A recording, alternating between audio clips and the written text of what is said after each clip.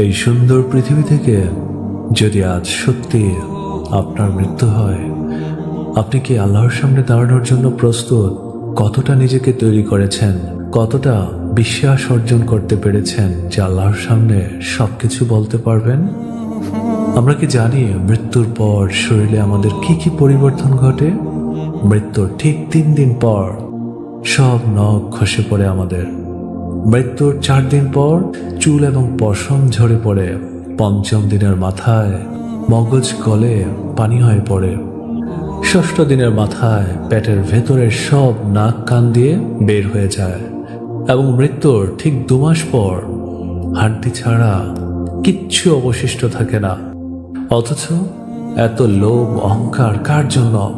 এই পৃথিবীতে এত কিছু করে কি লাভ? আখিরাতের জন্য আমরা কতটা প্রস্তুতি নিয়েছি?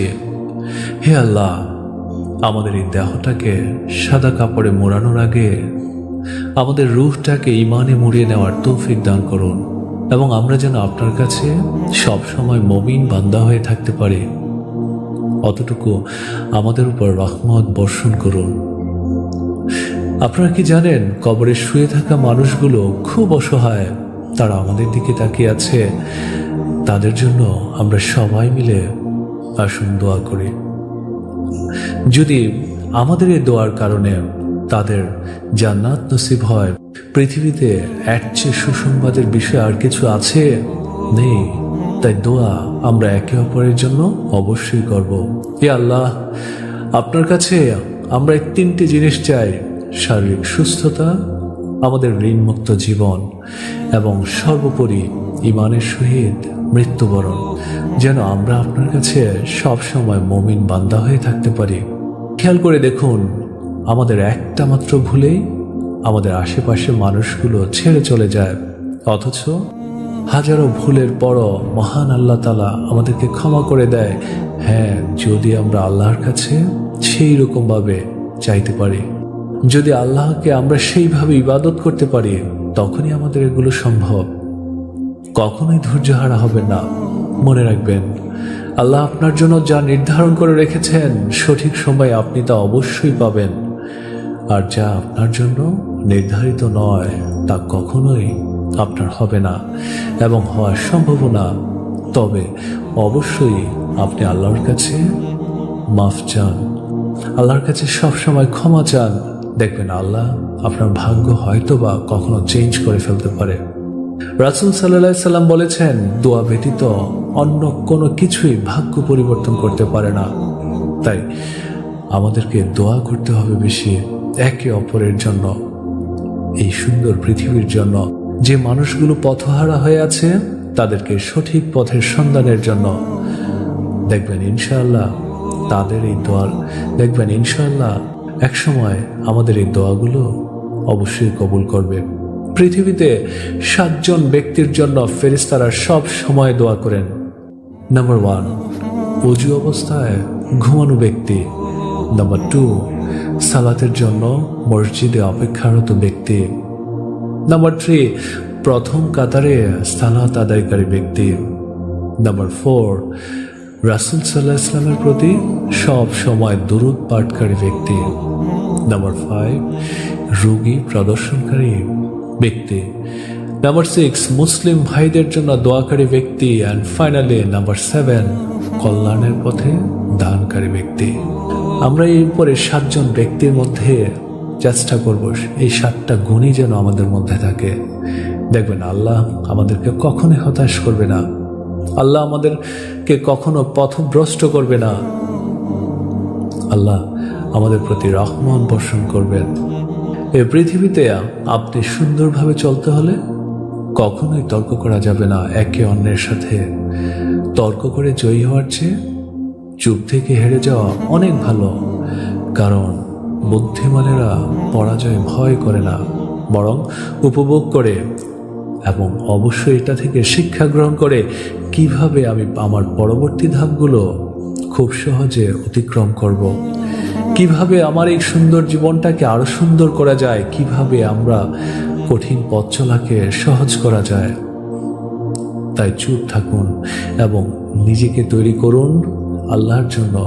নিকৃষ্ট পাপী ওই ব্যক্তি যে অন্যের দোষ খুঁজতে গিয়ে নিজের মূল্যবান সময় অপচয় করে।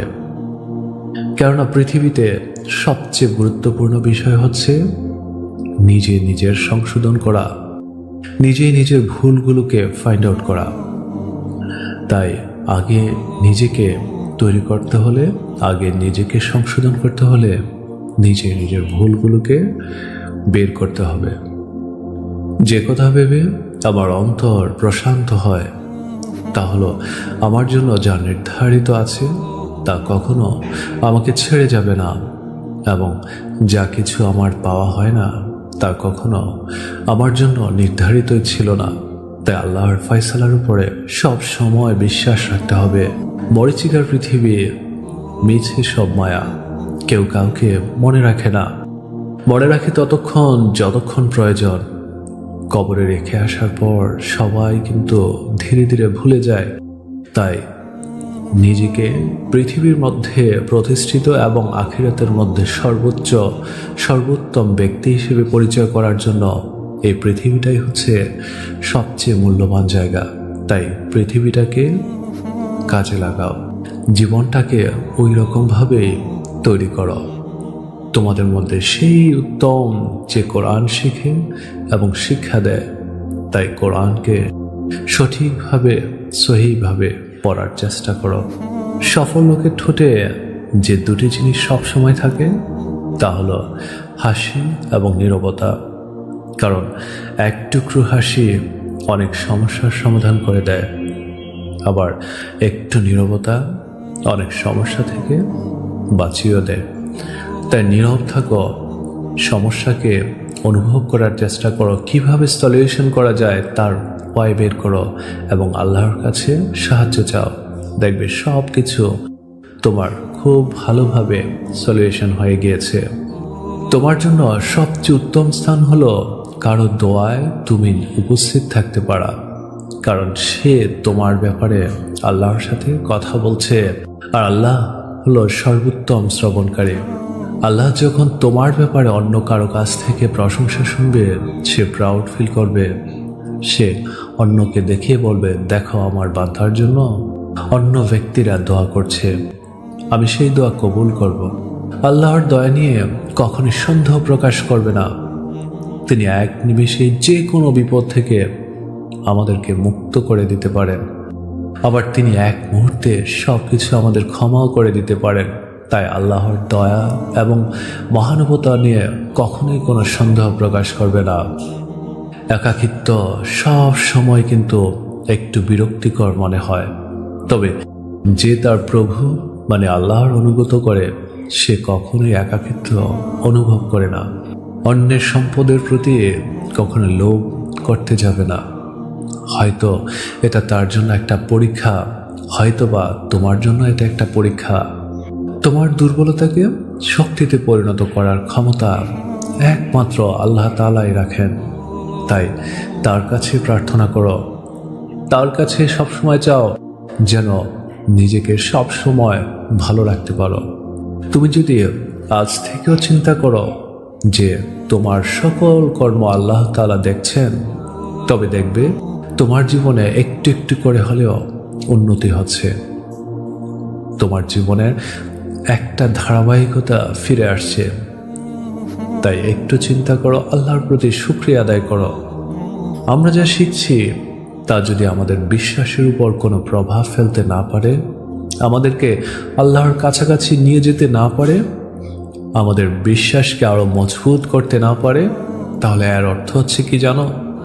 এর অর্থ হচ্ছে আমাদের উদ্দেশ্যে কিংবা নিয়তে ভুল আছে। তাই নিজের নিয়তকে কনফিডেন্টলি নাও, আল্লাহর প্রতি বিশ্বাস স্থাপন করো, আল্লাহকে ভয় করো। আমরা কখনোই এতটা ব্যস্ত নই যে আমাদেরকে সালাত ছেড়ে দিতে হবে। এটা কেবল আমাদের গুরুত্বের উপর নির্ভর করে। তুমি যদি তোমার কাজকে গুরুত্ব দাও, তুমি তোমার সময়কে গুরুত্ব দাও, তাহলে অবশ্যই তুমি সালাত থেকে বিতাড়িত হবে। আর তুমি যদি আল্লাহকে গুরুত্ব দাও, তোমার ফিউচারকে গুরুত্ব দাও, তোমার আখিরাতকে গুরুত্ব দাও, তাহলে পৃথিবীর কোনো কাজই আটকে থাকবে না এবং অবশ্যই নির্ধারিত সময়ে তোমার সালাত আদায় করা হবে। তাই তাই গুরুত্বটা ডিপেন্ডস করছে একমাত্র তোমার উপর। ভেবে দেখো কোনটা নেবে তুমি। আমাদের কাজগুলোর মধ্যে ভালো কাজের আদেশ ও মন্দ কাজের নিষেধগুলি হচ্ছে উত্তম এবং প্রশংসাযোগ্য। ভালো মন্দ বিচার করার চেষ্টা করি, জীবনটাকে সুন্দরভাবে গড়ার চেষ্টা করি।